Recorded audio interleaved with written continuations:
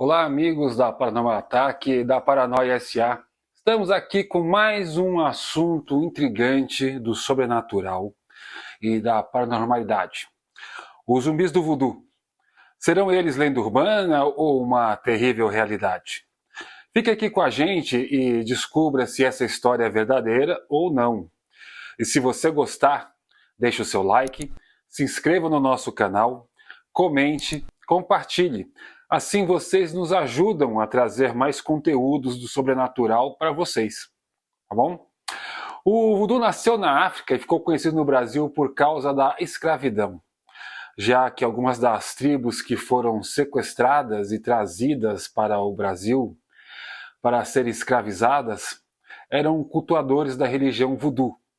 E para não perderem suas raízes culturais, eles incorporaram algumas coisas da religião de seus escravizadores, como o batismo e a imagem de alguns santos.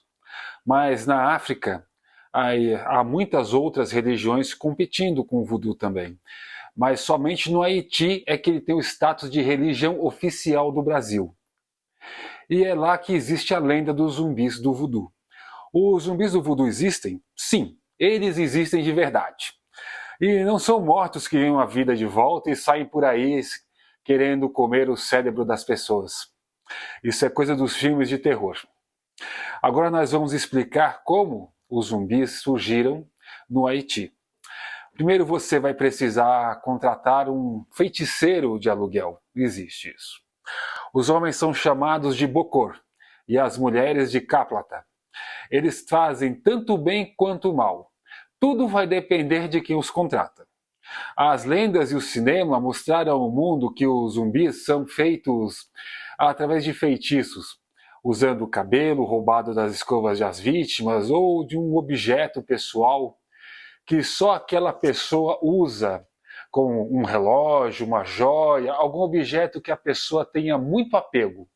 E assim o feiticeiro invoca os espíritos para roubar a alma do infeliz e mantê-la presa dentro de um pote de barro junto com o objeto que representa a pessoa. Pelo menos é assim que você vai ver nos cinemas e nos filmes de terror.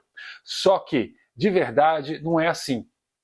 O que acontece é que os feiticeiros, eles usam um veneno de peixe chamado baiacu e de outras espécies da mesma família, como uma mistura de ervas alucinógenas, mais restos humanos como pele e ossos roubados dos cemitérios.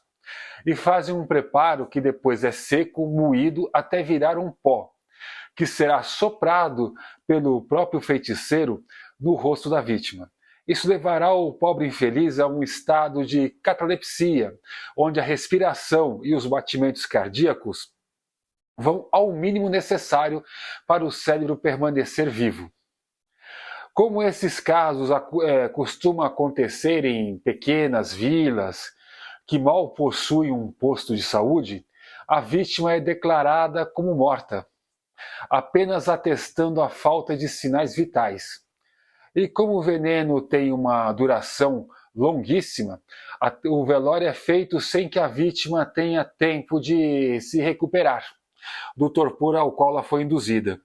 Nisso, o feiticeiro acompanha tudo de perto, dando um jeito de não ser descoberto. Quando o enterro ocorre, assim que todos vão embora, o feiticeiro ele volta, desenterra o suposto morto e lhe dá outra droga, dessa vez sem o efeito paralisante do veneno do peixe. A partir daí a vítima, em estado de transe, é induzida a fazer tudo o que o feiticeiro manda. Enfim, é bem diferente do que o cinema mostra pra gente. Podemos dizer que sim, os zumbis existem, não como os mortos-vivos que a gente conhece, saindo de suas covas para perseguir os vivos, mas podem ser produzidos através da química rudimentar. Mas não vamos parar por aqui. Pesquisamos os relatos de pessoas que foram transformadas em zumbis e escravizadas, mas que conseguiram escapar para contar o que aconteceu. Descobrimos casos como o de Clérivus, que havia sido dado como morto pelos médicos, já deveria estar enterrado há pelo menos 18 anos, quando voltou ao seu vilarejo e conseguiu encontrar a sua irmã, Narcis, que só acreditou que aquele desconhecido era seu irmão, morto há 18 anos, porque ele disse o apelido de infância que só ela poderia saber, além de relatar os acontecimentos íntimos dos familiares, que ninguém mais poderia saber. O caso tomou proporções mundiais nos anos 1980 e fez com que especialistas do mundo todo viessem analisar o Clérivus. Não porque queriam saber como ele voltou à vida dos mortos, mas sim na tentativa de descobrir os componentes da zumbificação. Pois seu emprego, se fosse possível colocar as pessoas para hibernar, como fizeram com ele, a exploração espacial alcançaria outro nível. Mas com tantos casos de zumbis no Haiti, por que o caso de Narcisse Clérivus foi considerado verídico e ficou amplamente conhecido no mundo? Bom, porque Narcisse Clérivus foi considerado um charlatão, ou alguém que simplesmente resolveu sumir e 18 anos depois se arrependeu e resolveu voltar para a família.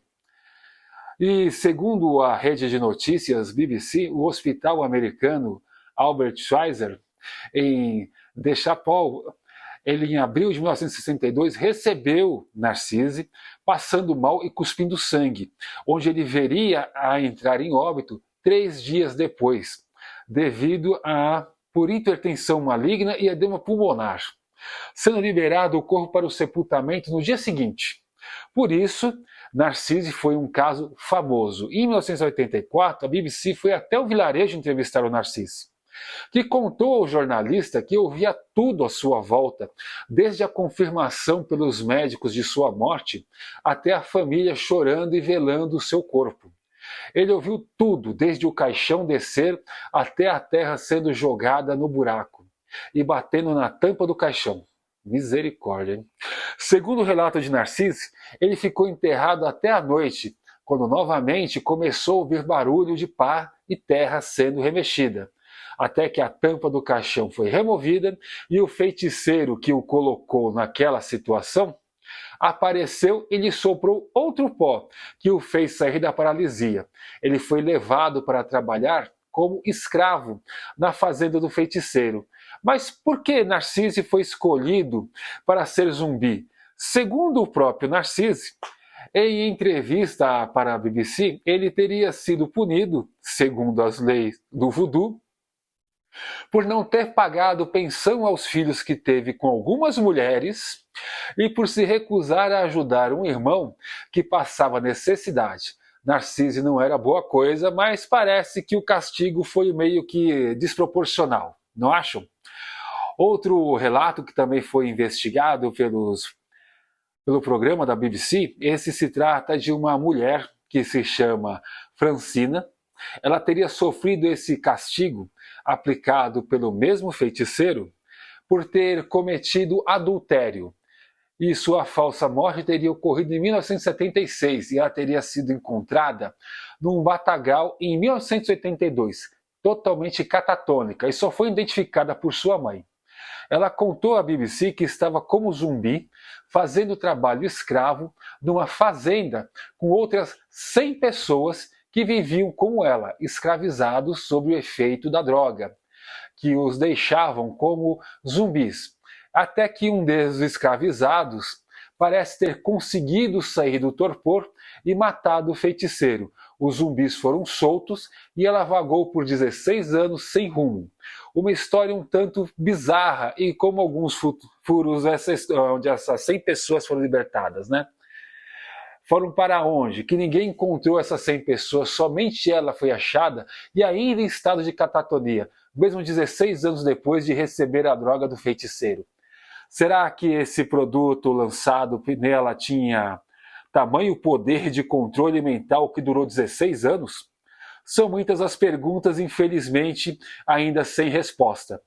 A ciência até os dias de hoje estuda com afinco essa poção criada pelos feiticeiros do voodoo, separando o que era colocado apenas como um cunho religioso, que eram as partes de cadáveres, e se concentrando no que realmente faz sentido: o veneno que é produzido pelo peixe-balão e as dezenas de ervas que fazem parte do processo de fabricação do pó, já que as utilidades desse produto na indústria farmacêutica são imensas. Por fim, a opinião de nós da Paranormal Attack é a seguinte: zumbis existem? Sim, com certeza absoluta. Não como vemos nos cinemas, querendo comer miolos, mas sim de uma forma cruel de aprisionar as pessoas e escravizá-las, não tendo nada de sobrenatural nisso. Ficamos por aqui.